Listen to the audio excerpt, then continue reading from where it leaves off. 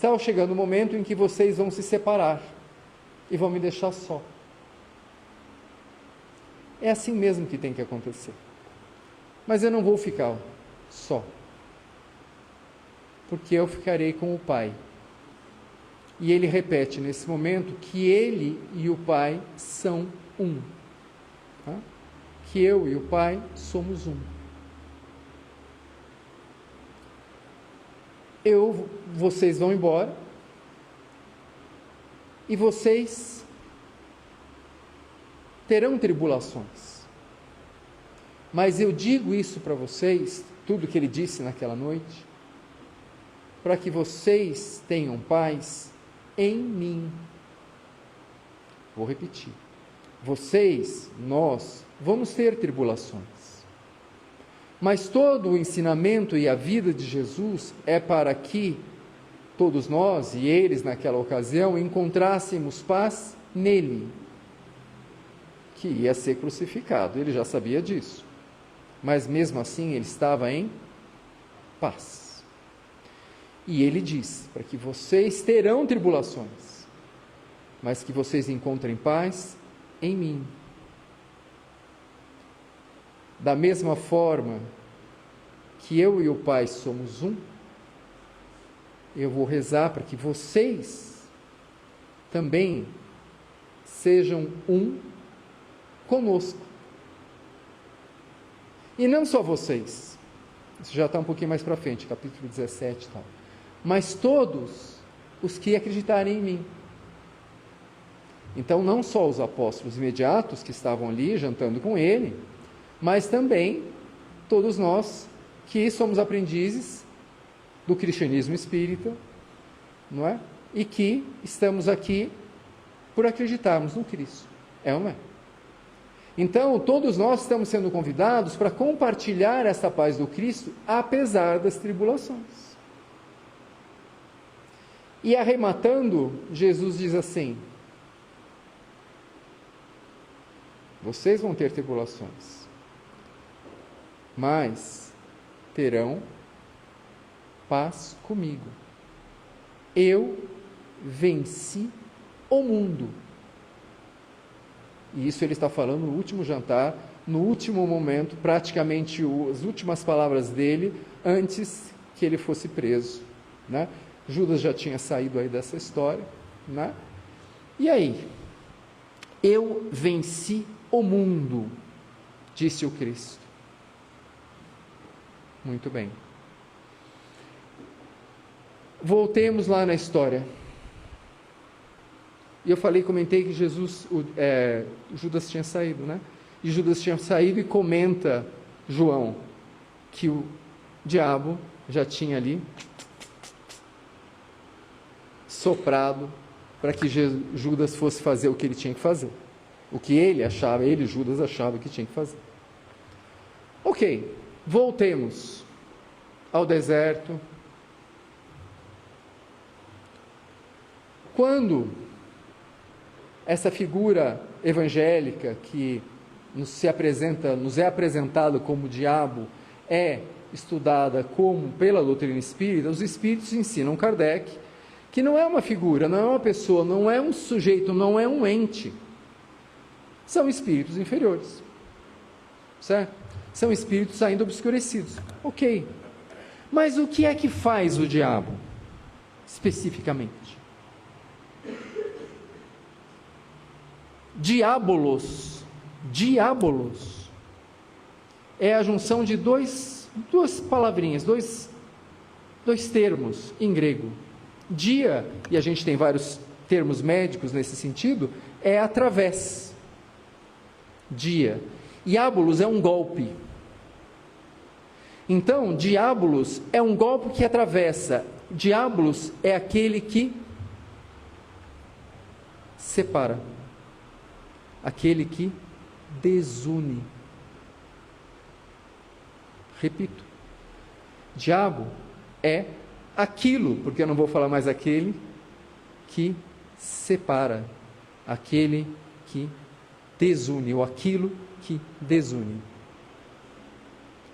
Então, se a gente põe um pé aqui no deserto, quando o diabo estava ali tentando Cristo nessas 3 circunstâncias, e volta lá para a última ceia, para o cenáculo, onde o Cristo disse de novo que ele e o Pai eram um. O diabo estava querendo separar quem de quem? Ora, se o Cristo e o Pai são um, o diabo, ao fazer aquelas ofertas, estava querendo separar Jesus do Pai. Queria que Jesus mudasse a trajetória dele. Queria que ele se desviasse daquilo que ele havia programado para ele mesmo, mas ele foi ali firme. E não foram circunstâncias casuais. Pensem bem, primeiro que ele estava com muita fome, e o diabo o incita a transformar pedra em pão. Ora, um sujeito que transformou água em vinho não seria capaz de transformar água em pedra em pão? Pedra mineral, talvez, pega então uma folha, uma planta e transforma, né? Então ele tinha esse poder. Mas ele iria usar o poder? Usar esse poder seria o quê? Seria ter ele, Jesus, em relação aos mortais, um privilégio, não é? E ele encarnou justamente para estar entre nós como um de nós, apesar de sempre estar ligado ao Pai, que nós ainda não estamos, totalmente conectado ao ponto dele desaparecer e ficar à presença do Pai. E esse é o nosso desafio, né? Da gente conseguir se apequenar. Isso é aquilo que é uma parte da gente que a gente chama de ego. À medida que o nosso ego vai diminuindo, a gente consegue essa façanha de conseguir crescer na espiritualidade. Mas enquanto o nosso ego, que é dominado pelos nossos instintos, pelos nossos desejos, pelo nosso orgulho, pelo nosso egoísmo. Então pensem bem, o sujeito tem ali pedra e pode transformar em pão e está com fome, mas ele não faz. Ele não faz. Ele está cansado, exausto e etc. E é convidado pelo diabo a se atirar. Vai ficar tudo bem. Por que vai ficar tudo bem? O diabo, no caso, aqueles espíritos, estavam citando um trecho dos Salmos, que fala de fato que Deus irá sustentar aquele que for, né, que estiver com ele. Ora, se o Cristo era esse sujeito, como não ia sustentar? Mas ele ia testar Deus para ver se isso. Por quê? Porque o diabo estava incitando isso. Então pensem bem, ali exausto, com fome, e ele diz ali, pula. Quantos, se tivessem essa fortaleza de Jesus nesse momento, talvez não tivessem evitado um suicídio, não é? Quantos que não mergulham nessa tentação por acreditarem que vai acabar tudo, que vai ficar tudo bem, que as minhas dores vão terminar e que eu vou sair como se flutuando por uma coisa que não existe mais, e vou ficar ali numa coisa que não existe mais. Quantos? Mas Jesus está nos convidando a dizer não. No próximo passo, então, ele oferece todas as riquezas e glórias, desde que o Cristo se curvasse. Gente, vamos pensar, não é? Vamos pensar o que teria acontecido. Vamos lembrar que quando Cristo entrou em Jerusalém para essa última Páscoa, o povo e Judas queriam exatamente a mesma coisa dele. Ele entrou em Jerusalém como rei, né? Como filho do rei Davi. Ele entrou acalmado, não é? Não teve domingo de salmos, não é? Porque ele entrou com todo mundo ali, fazendo para ele, domingo de Ramos, uma aclamação como se ele fosse o rei que fosse libertar os judeus dos romanos. E talvez, se ele assim o quisesse, ele teria todo o apoio popular e poderia ter enfrentado, mas não fez.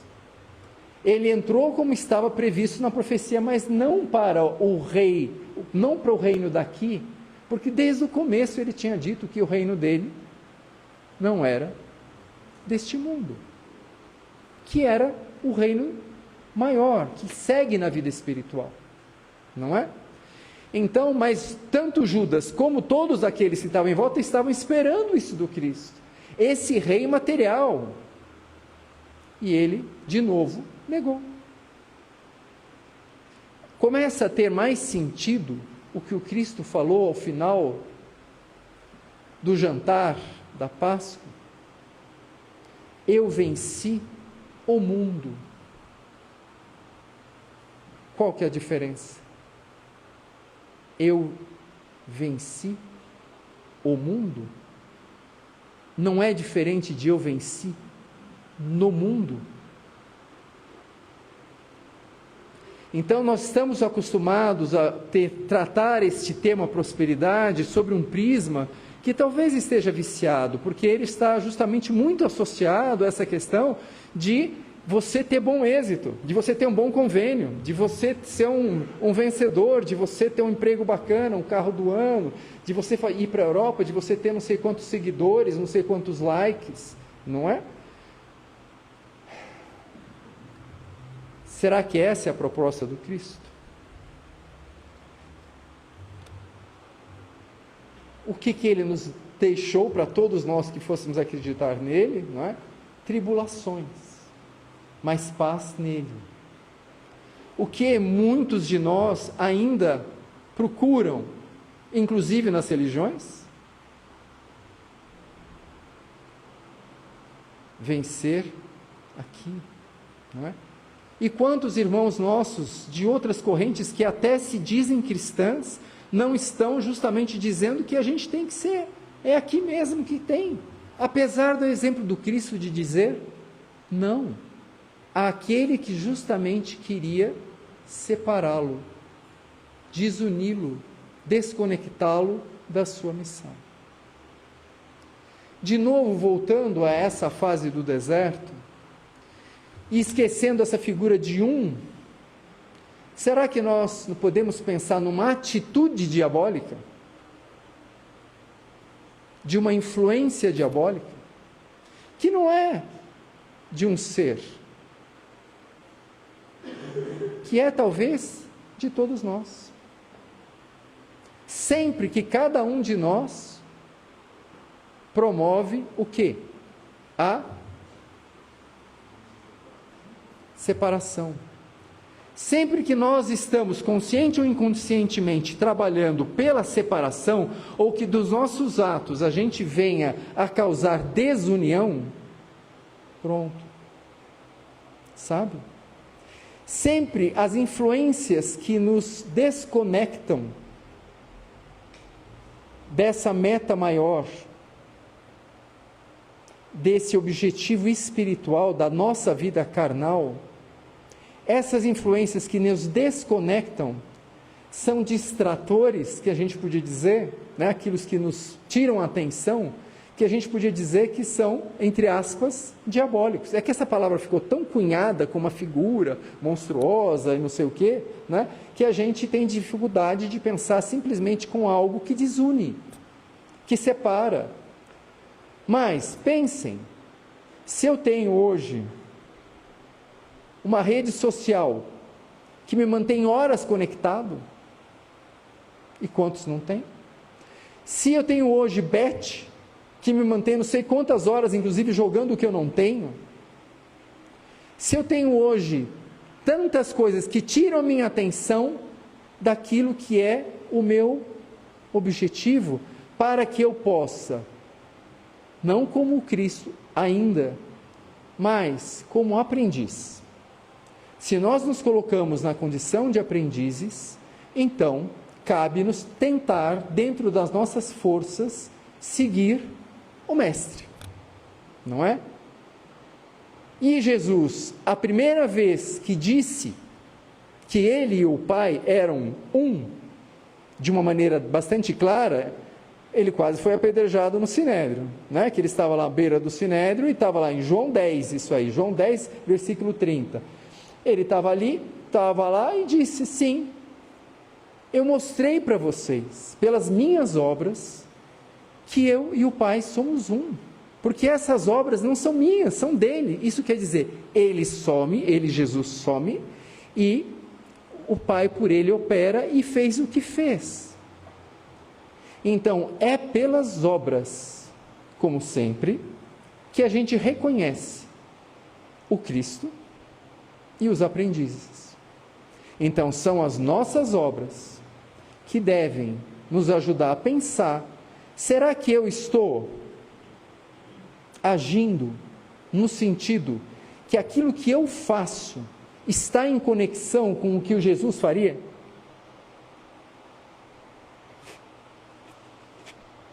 É aí que pega, entende? Então, essa reflexão começa, né? Foi muito bom essa oportunidade para mim, para mim pelo menos, para pensar: olha, vou fazer um balanço do meu dia, fazer como lá recomenda no Livro dos Espíritos o nosso irmão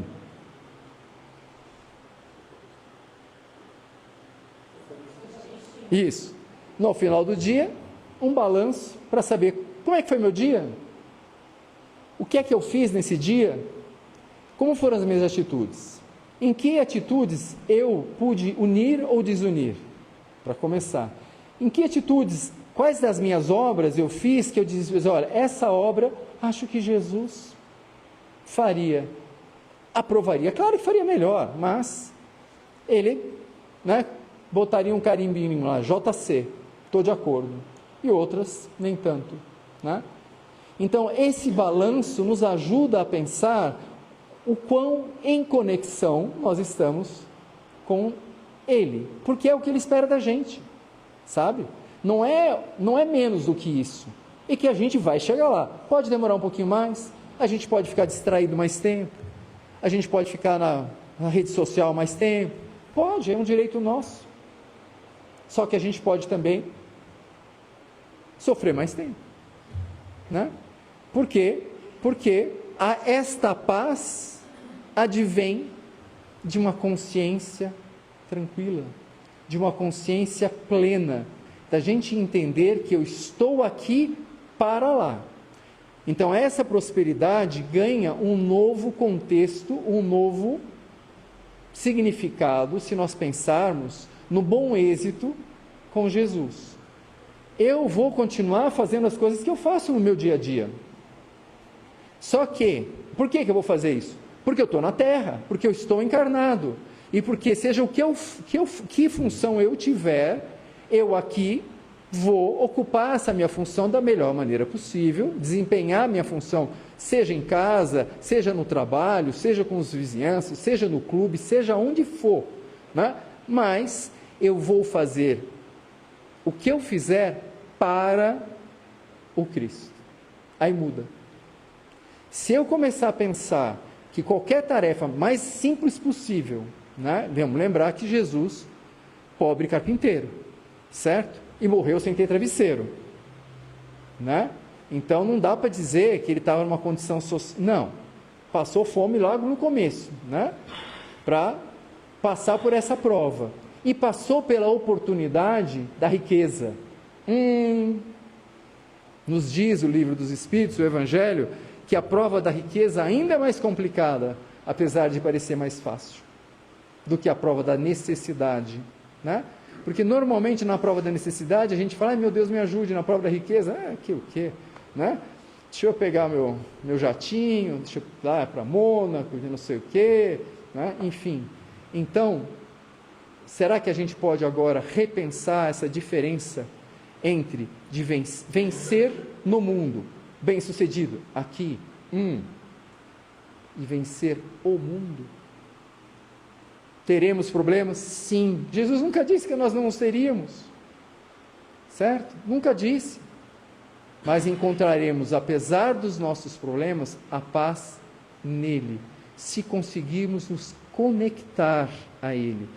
A gente não vai conseguir ficar juntinho assim tão cedo, mas pelo menos essa conexão pode nos trazer um alívio. E a prece é esse telefone, né, que na nossa época era de fazer assim, hoje em dia é só falar com o telefone, que é a nossa conexão com o Mestre. Certo? Gente, que assim seja. Muito obrigado pela oportunidade e até uma próxima.